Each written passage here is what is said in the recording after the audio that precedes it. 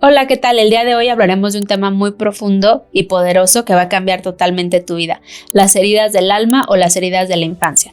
Desde hace ya muchísimos años, Platón describía cómo cuando el ser humano se aleja de su virtud, entra en un estado profundo de oscurecimiento y que sí tiene que ver cómo se conduce en la vida para los resultados que él va a tener. Posteriormente, Freud empezó a hablarnos desde el psicoanálisis de todo esto tan profundo que significaba que el ser humano, a través de estas experiencias tempranas de su infancia y la construcción de todo lo que fuera su personalidad, iba a tener o iba a poseer una manera de comportarse en el ámbito social, en el ámbito fraternal, en el ámbito emocional, si lo queremos ver así. Y entonces a Freud, pues digamos que dio también esta cama o este paradigma para poder trabajar todo esto, ¿no? Entonces después la autora a quien le adjudicamos esto profundo, que no es un pensamiento como tal científico si lo vemos así, pero sí ha servido como herramientas súper útiles en el abordaje de los paradigmas del ser humano, han sido las 5 heridas del alma, que son abandono, humillación, rechazo, traición, injusticia.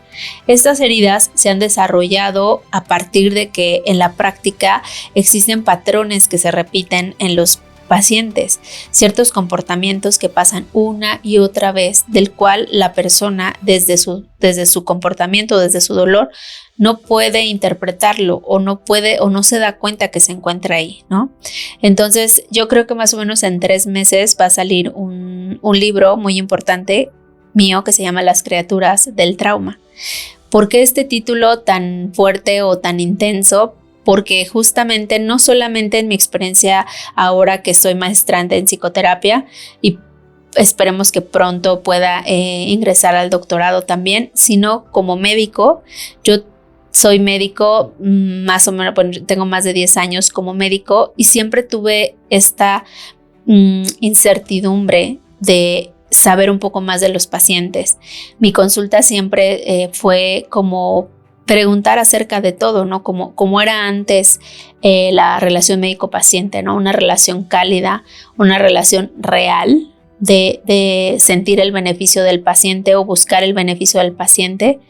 Y no solamente este afán de querer yo saber cuál es la respuesta, sino que el paciente pueda tener su propia respuesta de cómo sanar, ¿no? Entonces, durante todas estas pláticas que tuve en todos estos años, antes de hacerme psicoterapeuta, de empezar a estudiar psicoterapia, empecé a preguntarme cuáles eran estos comportamientos que yo en ese momento como médico no podía observar del todo, pero que ya me llevaban a ver al paciente como un rompecabezas. ¿Qué era este rompecabezas? Un paciente, no lo sé, masculino, 46 años, con obesidad, temas de resistencia a la insulina, alteraciones en los porcentajes de grasa de su cuerpo, y otro mismo paciente, tal vez de la misma edad, con las mismas características, pero con patrones en su personalidad diferentes. Tal vez uno era muy controlador, muy perfeccionista, y el otro paciente era totalmente introvertido, silencioso. Incluso le costaba trabajo encontrar las raíces de sus conflictos. Y estas cosas me empezaron a llamar mucho la atención y veía más allá de lo que fuese solamente lo que el paciente te refería, sino lo que el paciente decía, ¿no? La corporalidad, esta parte genética, de dónde venían ciertos rasgos, si se parecía más a mamá, más a papá, qué comportamientos tenía, qué lealtades tenía, porque había historias donde te contaban: yo no crecí con mi mamá, me cuidó mi abuela y mi abuela ha sido como mi madre.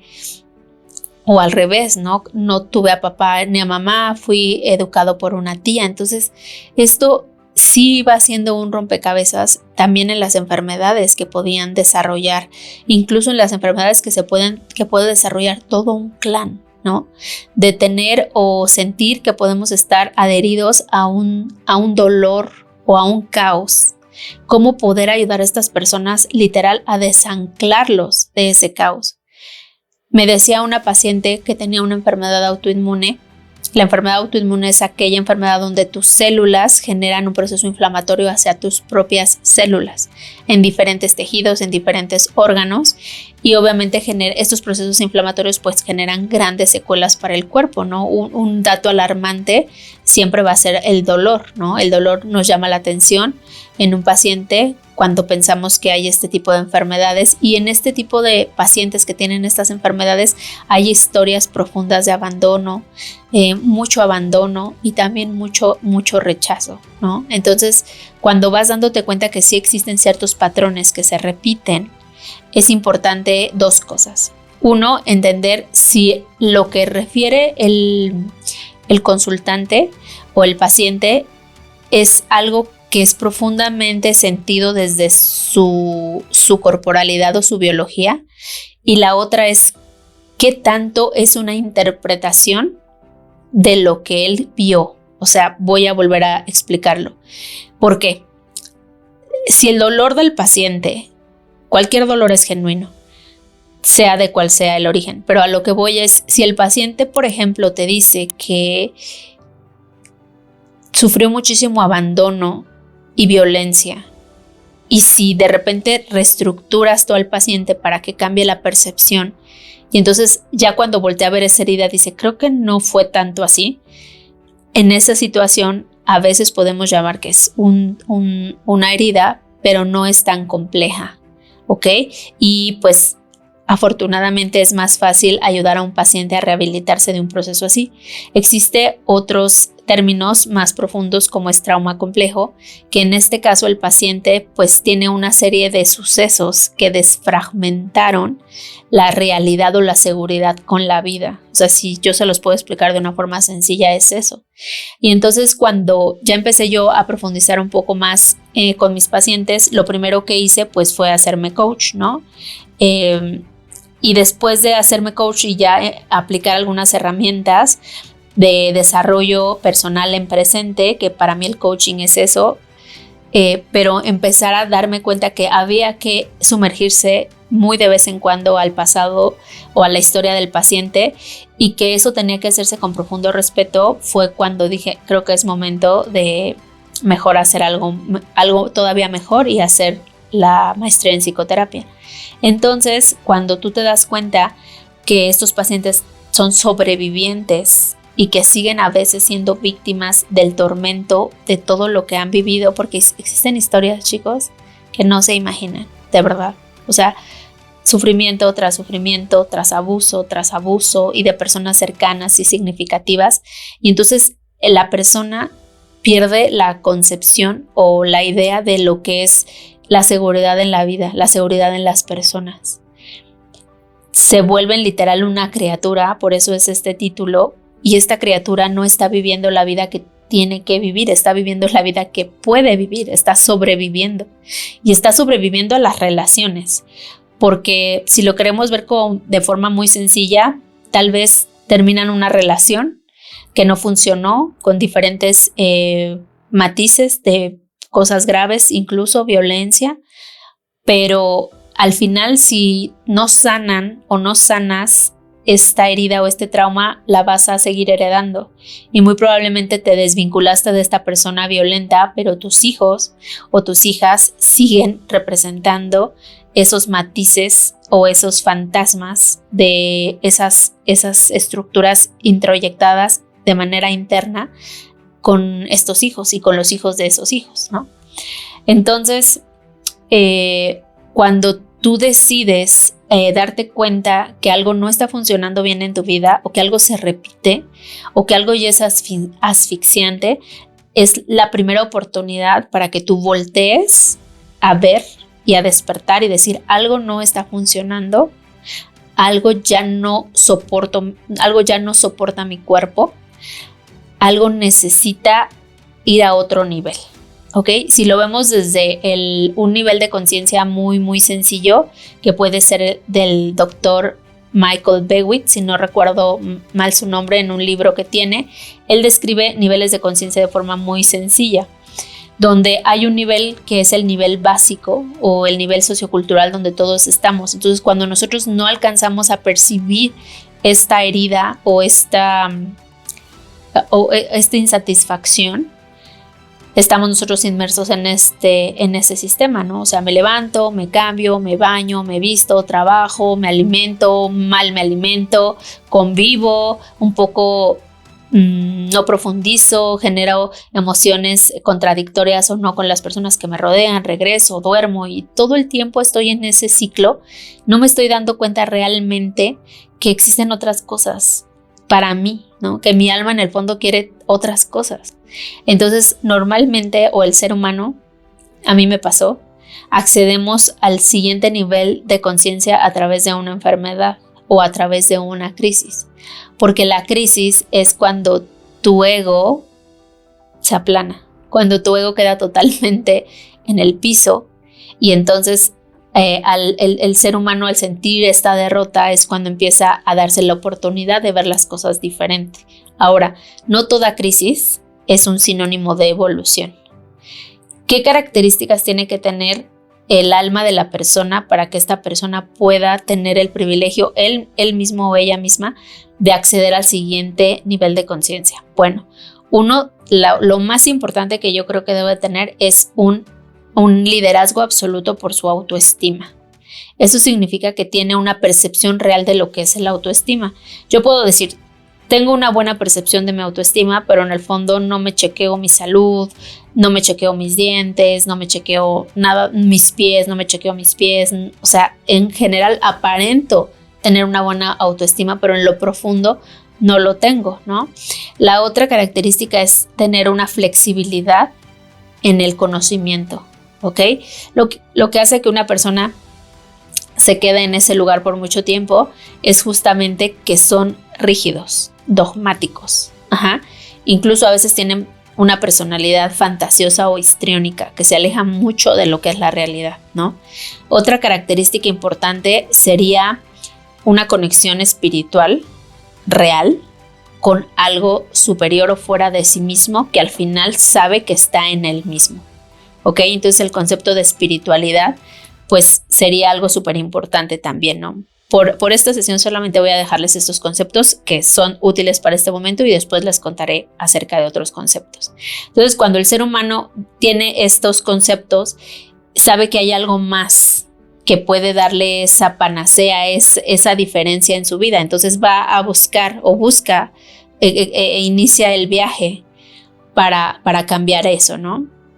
Fernando Pessoa decía que si nosotros osamos no iniciar el viaje y mantenernos siempre en la misma ropa o en el mismo traje que ya tiene puesta la forma de nuestra ropa, pues justamente nos quedaremos siempre al margen de nosotros mismos, ¿no? Entonces ese viaje es ese viaje de valentía que en muchos cuentos es como hacer tu paliacate, poner tus cositas y colgártelo en el hombro y marchar, ¿no? Entonces, cuando tenemos esos apegos tan profundos al dolor, no podemos darnos cuenta que hay algo más. Entonces, como para tu cerebro es cómodo el dolor, es cómodo el caos, pues decides volverte a quedar ahí. Entonces, cuando les hablo de estas características que va a tener esta persona que empieza a tener algo que es disciplina, y en psicología lo conocemos más como autodeterminación, esta persona empieza a generar circuitos cerebrales para poder evolucionar lo vivido y poder analizarlo desde afuera, como si su vida fuese un ajedrez y él empieza a tomar las riendas de esa vida. Y eso, pues, ¿a quién nos pasa? Yo puedo decirles que es entre el 1 y el 3% de las personas que atraviesan una crisis lo resignifican realmente. Entonces es muy poco el porcentaje. ¿Por qué normalmente no lo hacen? Justo por eso, porque tu cerebro prefiere adherirse a lo conocido y seguir replicando el yo soy así, yo no puedo salir de aquí, a mí esto me gusta, o ese dogma que es asfixiante para ti y es asfixiante para las personas que te rodean, el que tú no quieras mejorarte o que aparentes mejorarte, porque ahí les vas a usar algo muy fuerte, ¿no? Que yo les decía a los alumnos de las clases que tenemos grupales, una cosa es que tú creas que eres espiritual y que ya seas entrenador nivel cuántico de todas las mentorías habidas y por haber, que ya te hayas ido al Amazonas, que ya te hayas ido a todos los países a hacer entrenamiento, y otra cosa es que realmente tú lo vivas. realmente el ser espiritual significa que tú seas esa representación de eso que tú estás viviendo. Porque, por ejemplo, o sea, no quiero sonar como cuadrada en ese sentido, pero si tú practicas una religión cristiana donde no tu mismo dogma te dice cómo debes de conducirte. Esto es muy importante, fíjense, cómo debes de conducirte para no entrar en pecado y por lo tanto no sentir culpa. Que la culpa al final es la emoción que va a hacerte sentir peor de salud que cualquier otra emoción. ¿Por qué entonces te aferras a practicar algo y tú, por ejemplo, ves pornografía? ¿No? O sea, sabes que eso te va a generar culpa, pero lo haces. Tú mismo renuncias a tu congruencia. ¿Me explico? Entonces lo importante es que la congruencia es este acto de libertad contigo mismo, de decir yo soy y también soy hacia afuera y hacia adentro, soy lo mismo de mi piel hacia afuera que de mi piel hacia adentro, y eso te da una gran libertad de ser, de estar y de comunicar, ¿ok? ¿Por qué les pongo este ejemplo? Porque justo es acerca de llevar o decidir tener un camino con preceptos y guías que de hecho es muy válido. O sea, yo les pregunto siempre a los pacientes qué filosofía espiritual o religión practican, porque dentro de ese contexto es donde el mismo paciente, si está feliz con lo que él cree, él debe poder cobijarse en eso mismo y encontrar la libertad dentro de eso. Entonces es lo mismo, si tú decides entrar en un matrimonio, ¿por qué vas a ser una persona infiel todo el tiempo? Que te estás atormentando tú mismo, tal vez tratando de encontrar una respuesta, ¿no? Entonces, hablando de todas estas formas en las que vas evolucionando el nivel de conciencia, es esta forma donde a través de la flexibilidad podemos entrar en este tipo de podcast con el conocimiento para ayudarles a las personas a tener estas pequeñas percepciones de realidad, ¿no? A mí no me sirve y a ustedes no les sirve haberse aventado todos los podcasts de espiritualidad en conciencia en internet o en YouTube si no eres una persona abundante, si no eres una persona capaz de generar riqueza para ti emocional y riqueza para los que amas. Y hablando de riqueza, o sea, no sé si cuando oyeron este término les va inmediatamente la parte económica, pero la parte económica también es una forma de riqueza, o sea, va junto, ¿no? Si no puedes generar contención y protección para los que amas, si no puedes hacer a un lado tu ego para servir con amor a esas personas que están a tu lado. Este concepto que para mí es muy importante sobre las heridas habla acerca de las adaptaciones. Recuerden que una adaptación va a ser este conjunto de comportamientos, patrones, lealtades, incluso estímulos inconscientes como pulsiones que te obligan a comportarte de una forma, que están unidas o que se desarrollaron a través de la herida o del trauma que tú generaste en ti. Mi definición de trauma es el tiempo, cuando en tu vida, en tu historia de vida, el tiempo y espacio cuántico se cortó y entonces tú en ese momento generaste una sensación de que el trauma o más bien la situación que estaba pasando te sobrepasaba corporalmente y biológicamente. Y entonces para que tu cuerpo pudiese soportar todo ese dolor de ese trauma, tuvo que generar adaptaciones que muchas veces generaron desconexiones y nuevas conexiones en toda tu corporalidad para que tú pudieras sobrevivir, ¿ok? Entonces, cuando eso sucede, eso deja cicatrices o deja huellas. Como tal, el término trauma, su etimología es herida, ¿no? Quiere decir herida, pero creo que el trauma abarca o significa más que solamente una herida. Entonces, para entrar a todo este ámbito de lo que son las heridas, para que lo puedan entender de una forma más orgánica ustedes, es muy importante que puedas entender cuáles son esos traumas o esos tiempos o esos momentos en los que en tu historia de vida se cortó el tiempo y espacio. Y es tan importante porque incluso aunque tú creas que no las recuerdas, viven contigo todos los días, como si trajeras la piedra del Pípila, ahí vive, porque no la has aprendido a integrar o a liberar. A veces los pacientes no recuerdan las situaciones, ven todo oscuro cuando deciden hacer un ejercicio un ejercicio espiritual transpersonal que tiene influencia con hipnosis, metáforas. El paciente tiene miedo de saber que va a contactar con lo que no quiere y entonces ponen resistencias y a veces no ven nada o ven todo oscuro. En psicoterapia transpersonal no creemos realmente que la persona tenga que revivir el momento y describirnos y contarnos todo con cada detalle, ¿no? Porque el ser humano tiende a simbolizar el mundo que le rodea. Entonces, a través de la simbolización, a través de poder contactar con la emoción en su cuerpo, nosotros podemos ayudarle a que libere, incluso siendo la representación del trauma la oscuridad o la neblina o aquello que esta persona está refiriendo como la representación de eso que no puede contactar. Entonces es muy interesante que el paciente pueda tener la humildad con él mismo de decir, creo que es momento de sanar, porque las personas que generan dolor y las personas que sufren dolor generan dolor. Cuando una persona yo tengo 40 años, me siento joven todavía, pero cuando una persona joven de nuestra edad, es el momento ideal que empieza a trabajar esta mente porque dice, ya no quiero que mis hijos se bañen de eso, ¿no? Pero tal vez el que yo sane signifique que entonces renuncie a mis ganancias secundarias de vivir en casa de mis papás, de que mis padres me cuiden a mis hijos, de que mi familia me cuide a mis hijos, de ganancias económicas o simple y sencillamente en México lo vemos mucho, es te aguantas porque te cuidan a tus hijos. Y entonces realmente es un patrón que ya no quieres que se retroalimente en tus hijos, pero lo estás viendo en ellos y dices, es momento de alinear esto ya no está siendo suficiente, ¿no? Y si se manifiesta a través de una enfermedad, pues viene con más fuerza, ¿no? Muchas mujeres que tienen herida de abandono, como no quieren inconscientemente abandonar a lo que están haciendo, no pueden descansar, por ejemplo. No se dan el lujo de descansar.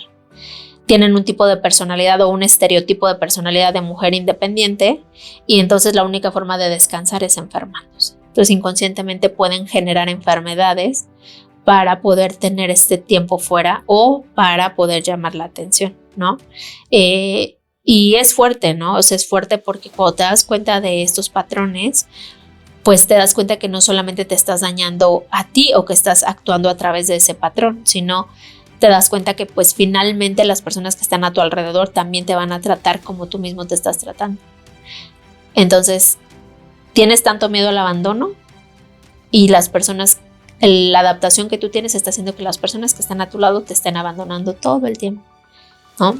Esa es la forma en la que el alma busca que tú sanes eso, ¿no? Porque el alma en su mayor expresión del amor siempre va a buscar que tú sanes, siempre va a buscar que tú te liberes, va a buscar que tú vivas en virtud, que te sientas libre, ¿no?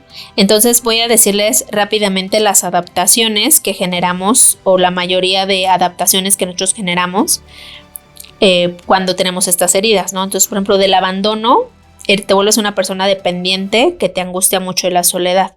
El abandono es no me dejes, no te vayas, siempre alerta de que la persona esté presente, esté allí. Entonces el gran reto para sanar esa adaptación es eres libre de irte, no me perteneces, yo estoy conmigo, me pertenezco a mí, adelante.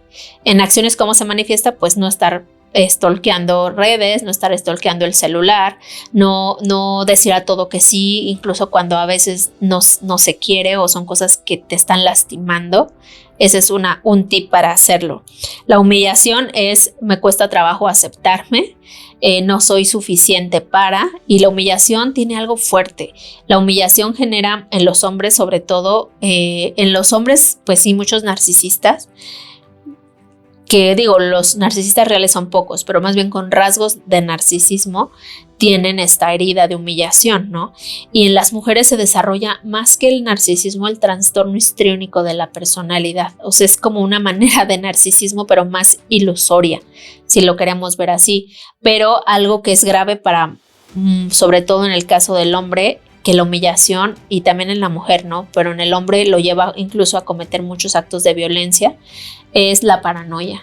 La paranoia es esta adaptación, bueno, no es como tal una adaptación, eso es un síntoma, si lo queremos ver así, o un signo, pero al hablar como un poco más sencillo sobre la manera en la que tú lo puedes identificar, es como siempre estás pensando que las personas, si hablan o hablan bajo, están hablando de ti. Siempre procuras, por ejemplo, si entras a espacios donde hay una pequeña ventana y vas a hacer algo privado, por ejemplo, en un sanitario, cerrar las ventanas, siempre tener esas ventanas cerradas. Tienes ya esas, o sea, si se va haciendo más grave hasta que pueda llegar ya incluso a una patología, pues ya de plano estás pensando que esas personas están confabulando en contra de ti y entonces estás inventando o imaginando cosas que no son o que no existen. Entonces imagínate el daño que puedes ocasionar por estar pensando eso. Puedes inventar cosas que incluso tú crees que son ciertas. Entonces en el mejor de los casos es cerrar una ventana y en el mejor de los casos es empezar a creer que no todas las personas están hablando de ti. Otro rasgo importante es que las personas, o sea, tú crees o culpas a las personas, o sea, un dato suave es que tú culpas a las personas de las cosas que sabes que son tu responsabilidad. Como algo muy sutil, tú culpas a las personas de eso, pero en el fondo sabes que es tu culpa. O sea, que más bien no es tu culpa, es tu responsabilidad, ¿ok? La humillación, por ejemplo, es esta parte donde todo te lo tomas muy personal. En el caso de las mujeres, tratas de mostrarte de una forma que no eres realmente para que las demás personas piensen que no eres esa persona humillada, sino que al contrario, ¿no? Entonces, la humillación es de las heridas más difíciles que yo he visto que pueden sanarse en una persona. ¿Por qué? Porque tienen que ver con tu supervivencia. El que te humillen es el rechazo, el vete del clan porque no eres suficiente o no estabas a la altura. Entonces genera muchísimas secuelas a nivel biológico y obviamente a nivel mental y emocional, ¿no? El rechazo es fuerte también. El rechazo significa nunca soy suficiente para pertenecer. Siempre siento que no soy suficiente para pertenecer. Entonces el rechazo tiene que ver con esta parálisis que te puede dar cuando tienes rechazo en la escuela, por tu pareja, en el trabajo, por tu familia, y normalmente vas a estar siempre pues mendigando esta atención para que las personas digan, mira, qué bien es, qué padre es que esté conmigo, y dejas de ser tú mismo en tu plena libertad de decir, oye, no quiero ir a esta fiesta, no me gusta, no voy a ir, ¿no? Por ejemplo, ¿no? O el sacrificar incluso algo económico por ayudar a alguien más cuando ni siquiera tú lo tienes. Eso es algo súper común. Personas que en su salud están totalmente abandonados y ya cuando te cuentan la historia resulta que es que están pagando el carro del primo, del tío, del abuelo, de quien sea, y ellos mismos están totalmente abandonados, ¿no? Entonces algo que es muy importante en esta herida es que tengas esa compasión por saber que la tienes y que te des cuenta que no eres por lo que das, sino eres por lo que tú eres, y que si tú te das la oportunidad de tener esa libertad, pues invariablemente vas a encontrar esa tribu que te cuide, que te proteja y donde tú puedas retroalimentar patrones de reciprocidad, ¿no? La traición y la injusticia son heridas que van muy juntas. En la traición, pues es donde nacen la mayoría de las personas que controlan todo. Y en la injusticia lo que nace más es la rigidez, ¿no? La traición y la injusticia, cuando son por personas significativas en tu infancia, como por ejemplo el abuso, fragmenta totalmente la realidad de quién puedes confiar. Y se da otro tipo de estructuras rígidas. Entonces, muchas personas son rígidas por esa herida que tienen, pero lo que buscan en el fondo es hacer justicia. Entonces, esa herida de traición les hace que ellos se vuelvan o que se aboquen hacia causas donde haya que buscar justicia. Y normalmente si tu alma busca que sanes ese patrón, pues te enfrentará, porque tú crearás situaciones donde haya que vivir esa liberación o esas situaciones de injusticia, ¿no? Y la traición es compleja, ¿no? Porque igual les decía, si son de personas significativas, tú aprendes a controlarlo todo para evitar sentir el dolor de la pérdida del que la otra persona actuara con dolo hacia ti. La traición no nada más la traición es un tipo de abandono, si lo quieren ver así, pero con dolo.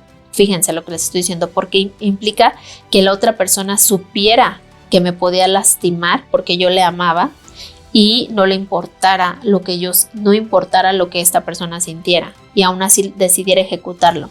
Entonces por eso la persona traicionada se vuelve controladora, ¿sí? Porque aprende a leer esos estímulos externos, ¿no? Digo, hay muchas formas de llegar al control, no nada más la traición, también puede ser a través de la negligencia. Si hay negligencia en las demás personas, también te puedes volver una persona controladora, pero hablando de traición, la forma en la que se hace es por este mecanismo, porque si tú controlas todo, va a ser más difícil que sientas dolor, porque según tú, estás midiendo los resultados o las respuestas de lo que los demás están haciendo sobre ti, ¿ok? Entonces, estas heridas, después yo creo que vamos a dedicar un capítulo a cada una de ellas para dar tips de cómo mejorarlas, cómo integrarlas, cómo flexibilizarlas, cómo generar estructuras o redes de apoyo para que tú mismo puedas salir de esas heridas y ya no sean heridas, ¿no? Simplemente sean historias que contar y que liberes todo tu cuerpo de todo eso que tú sientes que pesa, que no te permite cambiar y sobre todo que no te permite ser la persona que realmente estás destinada a ser. Y como yo siempre les digo a mis alumnos en sus entrenamientos, la persona que eras antes que te dijeran quién debías ser, ¿vale? Entonces, esto fue un hermoso capítulo de Orígenes y nos vemos en el siguiente capítulo.